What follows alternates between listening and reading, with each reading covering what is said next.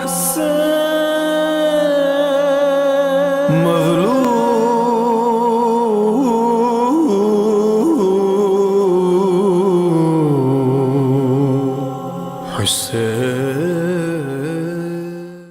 باللہ من الشیطان الرجیم بسم اللہ الرحمن الرحیم الحمد للہ رب العالمین والصلاة والسلام علی محمد وعلی آلہ الطیبین الطاہرین واللعنۃ الدائمۃ علی اعدائہم اجمعین اما بعد فقد قال رسول اللہ صلی اللہ علیہ وآلہ وسلم ان الحسین مصباح الہدی وسفینۃ النجاہ۔ محترم سامعین کرام، سفر کربلا مدینہ سے مدینہ تک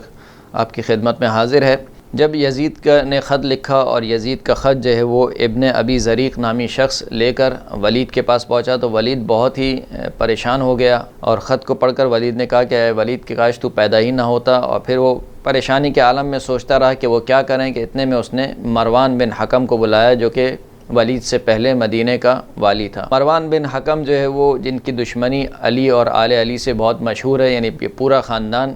آل علی کا دشمن رہا ہے اور سخت ترین دشمن رہا ہے، یہاں تک کہ کھلم کھلا دشمنی کا اظہار کرتے تھے مولا کائنات امیر المؤمنین علی ابن ابی طالب سے۔ ولید نے مروان کو بلوایا اور یزید کا خط جو ہے وہ پیش کیا اور کہا کہ اسے پڑھو۔ مروان نے خط کو پڑھا اور خط پڑھنے کے بعد کلمہ استرجاع یعنی انا للہ و انا الیہ راجعون پڑھا، اور پھر اس کے بعد کہا کہ اب تم کیا چاہتے ہو، بلکہ ولید نے مروان سے پوچھا کہ اب ہمیں کیا کرنا چاہیے، تو مروان نے کہا کہ فوراً ان لوگوں کو بلاؤ اور ان سے بیعت طلب کرو اور یزید کی اطاعت کے متعلق ان سے بیعت لو، اگر وہ راضی ہو جائیں تو بہتر، اور اگر انکار کریں تو ان کی گردن کاٹ دو، قبل اس کے کہ ان کو معلوم ہو کہ امیر شام دنیا سے جا چکا ہے۔ اس لیے کہ اگر ان کو معلوم ہو جائے کہ امیر شام دنیا سے جا چکا ہے تو ان میں سے ہر شخص اپنی خلافت کے لیے سر اٹھائے گا اور ہر شخص جو ہے وہ بغاوت کرے گا، اور پھر تم ان سے وہ دیکھو گے جو تم نے آج تک ان سے نہیں دیکھا۔ اور کہا کہ عبداللہ ابن عمر کی بات ہے تو کہا کہ وہ اس مسئلے میں کوئی نزاع نہیں کریں گے، ان سے کوئی خطرہ نہیں ہے، لیکن جو میں جانتا ہوں کہ حسین ابن علی ہیں وہ ہرگز بیعت نہیں کریں گے اور نہ ہی وہ اطاعت کریں گے، اور خدا کی قسم اگر میں تمہاری جگہ ہوتا تو حسین سے ایک لفظ بھی نہ کہتا اور ان کی گردن کاٹ دیتا، اور اس کے بعد جو ہوتا وہ دیکھا جاتا۔ یہ سن کر ولید نے کہا کہ کاش ولید پیدا ہی نہ ہوتا اور ناقابل ذکر ہوتا۔ پھر اس کے بعد اس نے یعنی ولید اور مروان نے دونوں کے باہمی مشورے سے انہوں نے ایک شخص کو کہ جس کا نام ایک نوجوان ہے جس کا نام ہے عبداللہ ابن عمر ابن عثمان، اس کو بھیجا کہ وہ جا کر ان لوگوں کو بلا کے لائے۔ جب وہ پہنچا تو عبداللہ ابن زبیر اور امام حسین علیہ السلام مسجد نبوی میں تشریف فرما تھے۔ ان سے کہا کہ والی مدینہ نے آپ کو بلایا ہے، اور یہ وہ وقت نہیں تھا کہ جس میں والی مدینہ کسی سے ملاقات کرتا، لیکن بہرحال امام حسین علیہ السلام سمجھ گئے تھے کہ انہیں کیوں بلایا جا رہا ہے، لہٰذا اس لڑکے سے کہا کہ تم جاؤ، ہم ابھی آتے ہیں۔ کچھ دیر گزر گئی، جب امام حسین علیہ السلام نہیں آئے تو وہ لڑکا دوبارہ آیا اور کہا کہ ولید نے آپ کو بلایا ہے، وہ آپ کے انتظار میں ہیں۔ پھر امام نے اس کو ڈانٹ کر کچھ الفاظ کہے، اور پھر روایت کہتی ہے کہ امام حسین علیہ السلام اپنے دولت قدے میں تشریف لائے، گھر پر تشریف لائے، طہارت کی، 2 رکعت نماز پڑھی، اور پھر خداوند کریم سے دعائیں مانگی، اور پھر بنی ہاشم کے نوجوانوں کو اور اپنے کچھ چاہنے والوں کو جمع کیا اور کہا کہ مجھے والی مدینہ نے بلایا ہے،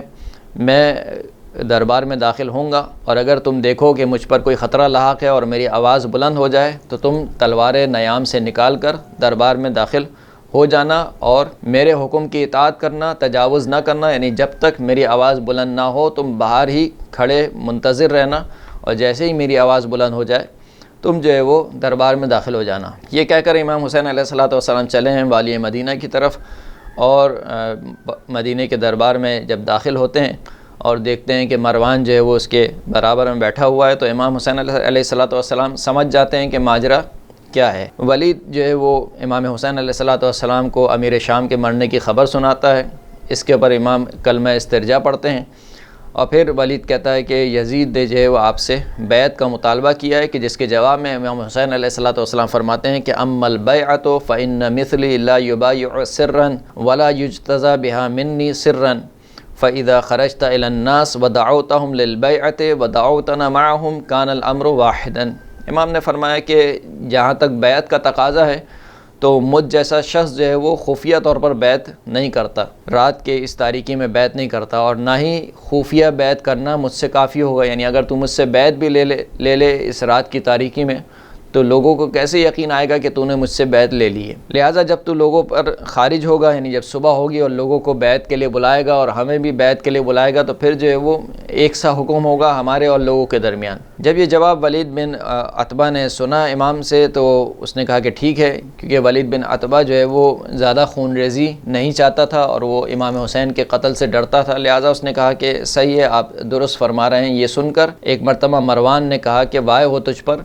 حسین کا سر ابھی قلم کر دے، اگر یہ ابھی تیرے ہاتھ سے نکل گئے تو پھر تیرے ہاتھ میں نہیں آئیں گے۔ مروان کے یہ الفاظ امام حسین کے کان میں پڑنے تھے کہ ایک مرتبہ امام حسین نے بلند آواز سے کہا کہ یبن الزرقاء انت تقتلنی ام ہوا، اے نیلی آنکھوں والے کے بیٹے، تو مجھے قتل کرے گا یا یہ ولید مجھے قتل کرے گا؟ اور پھر امام نے فرمایا کہ ایھا الامیر ان اہل بیت النبوہ ومعدن الرسالہ ومختلف الملائکہ ومحل الرحمہ وبنا فتح اللہ وبنا ختم ویزید رجل فاسق شارب خمر قاتل النفس المحترمہ معلن بالفسق مثل لا یبایع لمثلہ لیکن نصبح وتصبحون وننتظر فتنتظرون اینا احق بالخلافۃ والبیعہ۔ ابن عاصم کوفی کی روایت کے مطابق امام نے یہ جملے کہے کہ اے ولید،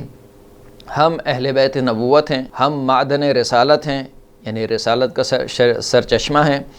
اور ملائکہ کا آنا جانا ہمارے گھر پر ہے، اور ہم خدا کی رحمت کے محل اور مستقر ہیں، اور خدا نے ہم سے ابتدا کی ہے اور ہم پہ ہی اختتام کیا ہے، یعنی یہ ہم ہیں۔ خدا امام حسین علیہ السلام نے اپنا تعارف کرایا کہ میں کون ہوں، کہ میں اہل بیت نبوت میں سے ہوں، میں معدن رسالت میں سے ہوں، میں مختلف الملائکہ ہوں، اور میرے جو مقابل ہے کہ جس کے لیے تو مجھ سے بیعت مانگ رہا ہے یزید، وہ کون ہے؟ یزید رجل فاسق شارب خمر، ایک فاسق شخص ہے، شراب پینے والا ہے، نفس محترمہ کو قتل کرنے والا ہے، علی الاعلان فسق انجام دینے والا ہے، اور مجھ جیسا شخص، یعنی جو بھی اہل بیت اطہار سے ہوگا، جو معدن رسالت ہوگا، جو مختلف الملائکہ ہوگا، جو اہل بیت نبوت ہوگا، اس جیسا شخص کبھی بھی یزید جیسے شخص کی بیعت نہیں کرے گا۔ لیکن ہم بھی صبح کریں گے، تم بھی صبح کرو گے، اور ہم بھی منتظر ہیں اور تم بھی منتظر رہو گے، پھر ہم دیکھیں گے کہ کون خلافت اور بیعت کا زیادہ حق رکھتا ہے۔ اس آواز کا بلند ہونا تھا کہ ایک مرتبہ بنی ہاشم کے نوجوان ننگی تلواریں لے کر دربار میں داخل ہوئے، یہاں تک کہ امام حسین علیہ السلام نے ان لوگوں کو روکا، اور پھر اس طریقے سے امام حسین علیہ السلام ہاشمی نوجوانوں کے ساتھ اپنے گھر پر دوبارہ تشریف لے آئے۔ وآخر الدعوانا الحمد للہ رب العالمین۔